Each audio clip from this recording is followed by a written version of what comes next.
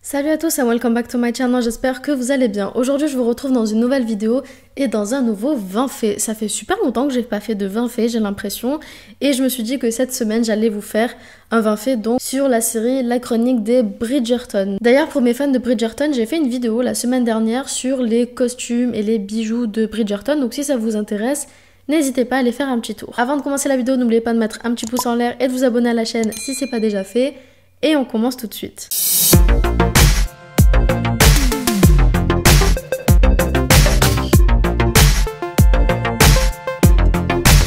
Pour le rôle de Pénélope, il faut savoir que l'actrice donc Nicola ne s'attendait absolument pas à avoir le rôle parce qu'elle trouvait que la série était beaucoup trop importante pour qu'on s'intéresse à elle. Et du coup, lorsqu'elle est allée passer les castings, elle n'a pas fait vraiment beaucoup d'efforts, sauf que 2 semaines plus tard, ils l'ont contactée pour lui dire qu'elle avait le rôle alors qu'elle ne s'y attendait pas du tout. Lors d'une interview, on a posé la question à Golda pour savoir quel était son souvenir le plus mémorable sur le tournage de Bridgerton. Pour ceux donc qui ne savent pas qui est Golda, c'est celle qui interprète la reine Charlotte. Eh bien, elle a tout simplement dit que les moments les plus mémorables qu'elle a vécu sur le tournage de la série, c'est le matin quand elle arrivait et qu'elle se faisait coiffer et maquillée. Elle a d'ailleurs expliqué concernant les énormes perruques qu'elle devait porter que vers les alentours des 16h, donc dans l'après-midi, elle commençait vraiment à avoir mal au crâne à force de porter ses perruques et surtout elle avait extrêmement chaud. Les genres de rails que se prend la reine Charlotte tout au long de la série, donc les petits trucs qu'elle se met dans le nez, eh bien il faut savoir qu'ils sont faits à base de glucose et d'une autre substance assez inconnue même si on pense que c'est de la vitamine. Nicola, donc celle qui interprète le personnage de Pénélope, a su qui était Whistledown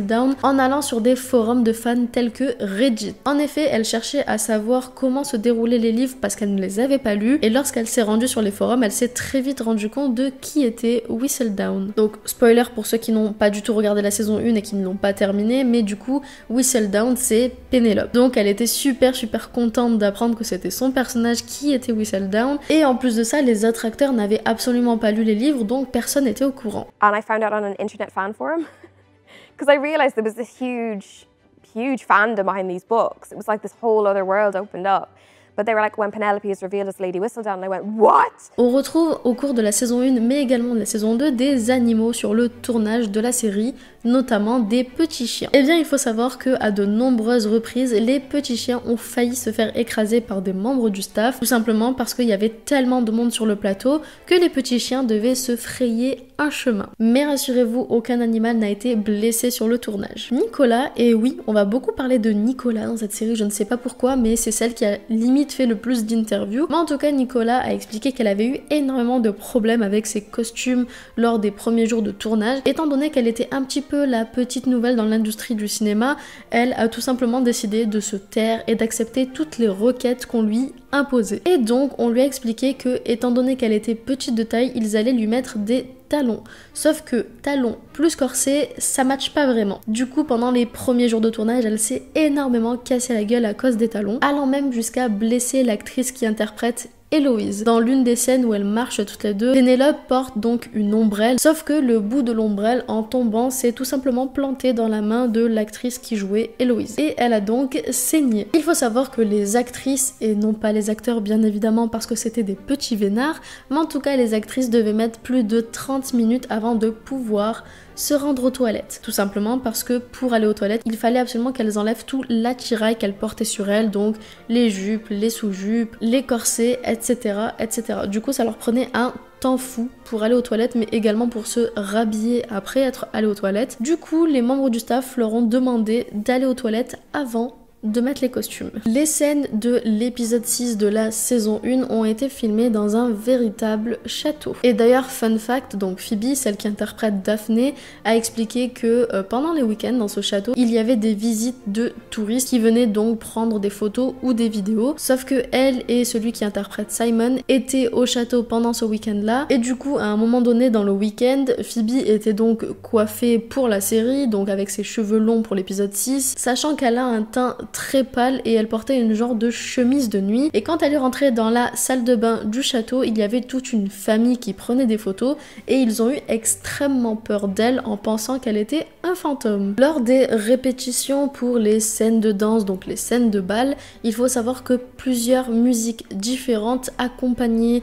les danseurs pendant leurs répétitions, tout simplement pour qu'ils ne sachent pas quelle musique allait être utilisée dans la série. D'ailleurs, Phoebe a expliqué que les musiques qu'ils leur mettaient pendant leur répétition étaient donc des musiques classiques du 19e siècle et donc elle et les autres acteurs ne savaient absolument pas qu'ils allaient remixer ces musiques-là avec des musiques de notre génération. Ils ont donc découvert les musiques quand la série est sortie. L'acteur qui interprète Simon, et non, je ne m'aventurerai pas à dire son prénom parce que je n'arrive pas à le prononcer, donc je ne le dirai pas, mais du coup, en plus d'être acteur, il est également chanteur. Anthony Bailey a expliqué lors d'une interview qu'il était extrêmement superstitieux. Il en a parlé en disant « Elles sont complètement folles et deviennent de plus en plus bizarres avec le temps ».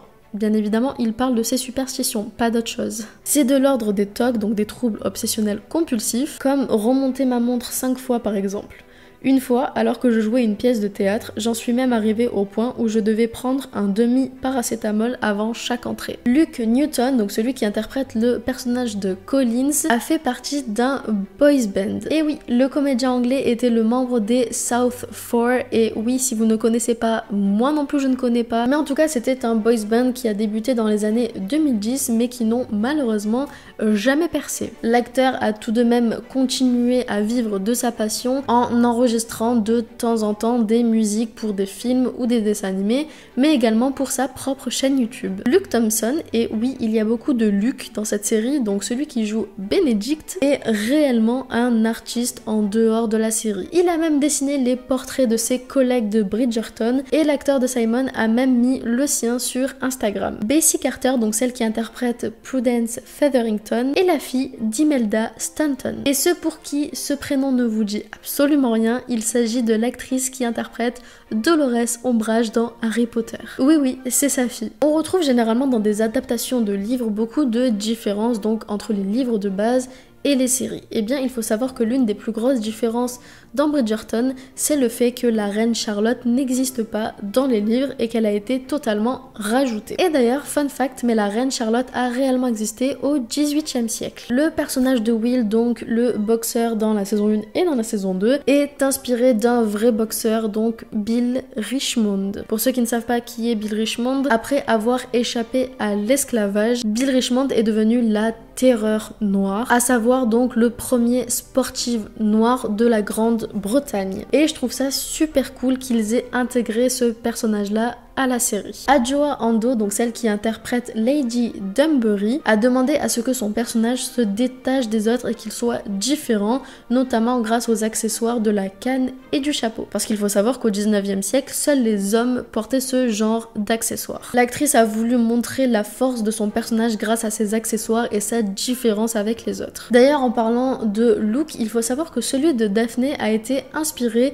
d'Audrey Hepburn. On peut même voir les deux porter une frange bouclée. Pour cette anecdote, j'en ai déjà parlé dans ma vidéo de la semaine dernière, donc si vous voulez beaucoup plus de détails, je vous invite simplement à aller voir cette vidéo, mais il faut savoir que dans Bridgerton, chaque famille a une palette de couleurs différentes quant aux costumes. Chez les Featherington, on va avoir beaucoup plus des couleurs vives, alors que chez les Bridgerton, on va avoir des couleurs beaucoup plus discrètes. Lors de la saison 1, la scène de déclaration d'amour que Simon fait à Daphné devant la reine Charlotte a été perturbée. En effet, les acteurs mais également toute l'équipe technique derrière n'avaient pas beaucoup de temps pour tourner cette scène et pour cause, la reine Elisabeth II avait besoin du lieu où se passait le tournage, qui était d'ailleurs le Lancaster House à Londres. Et pour finir, et celle-ci c'est un spoiler de la saison 2, donc si vous n'avez pas vu la saison 2, je vous conseille de quitter la vidéo dès à présent, mais n'oubliez pas de mettre un petit pouce en l'air quand même. Mais il faut savoir que dans la saison 2, les fans ont remarqué qu'on retrouvait énormément